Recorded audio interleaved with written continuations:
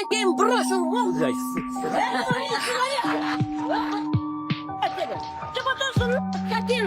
Черт, чтобы этот человек сгнил в тюрьме и желательно в камере с маньяками. Да.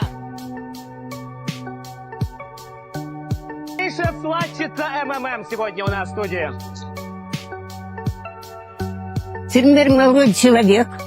Человек. Что такое человек? Человек – это с большой буквы человек. Это Мавроди. Почему? А я вам объясню.